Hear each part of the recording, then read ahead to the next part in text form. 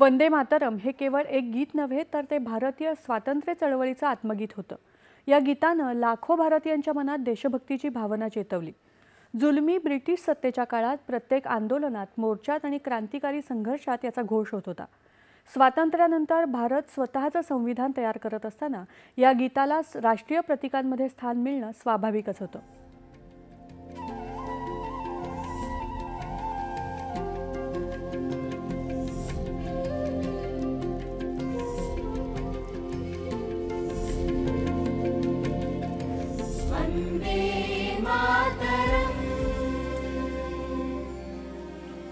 वंदे मातरम या गीतानं भारताच्या स्वातंत्र्य संग्रामात देशाच्या जनमानसात राष्ट्रीय भावना जागवण्यात आणि गुलामीच्या बेड्या तोडण्यात अत्यंत महत्त्वाची भूमिका बजावली।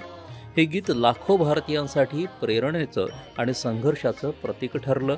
म्हणूनच स्वतंत्र भारतात या गीताला राष्ट्रीय प्रतीकांमध्ये स्थान देण्याचा निर्णय घेण्यात आला।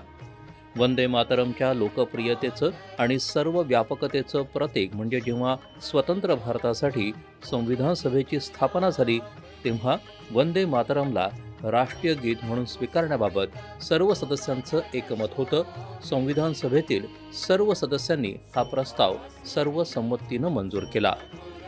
24 जानेवारी 1950 रोजी संविधान स्वीकारण्याची घोषणा होत असताना स्वतंत्र भारताचे पहिले राष्ट्रपती आणि संविधान सभेचे अध्यक्ष डॉक्टर राजेंद्र प्रसाद यांनी वंदे मातरमला राष्ट्रीय गीताचा दर्जा देण्याची घोषणा केली।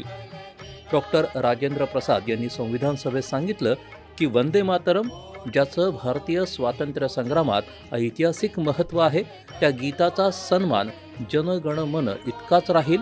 दोन्ही गीतांचा समान दर्जा प्राप्त असेल। यानंतर संविधान सभेचे सदस्य लक्ष्मीकांत मैत्र यांनी इतर सदस्यांसह सभागृहात वंदे मातरमचं गायन केलं। यावेळी सभागृहातील सर्व सदस्य उभे राहिले होते। अशा रीतीनं वंदे मातरमला संविधान सभेनं केवळ एक गीत म्हणून नव्हे तर भारतीय स्वातंत्र्य संग्रामाचा आत्मा आणि राष्ट्रीय भावना यांचं प्रतीक म्हणून सन्मानित केलं। स्वातंत्र्यापासून वंदे मातरमला अधिकृत समारंभ, सार्वजनिक कार्यक्रम आणि शैक्षणिक संस्थांमध्ये विशेष सन्मानासह स्थान दिलं जातं। आजही हे गीत देशभक्ती, ऐक्य आणि राष्ट्रसेवेच्या आदर्शांचं प्रतीक आहे।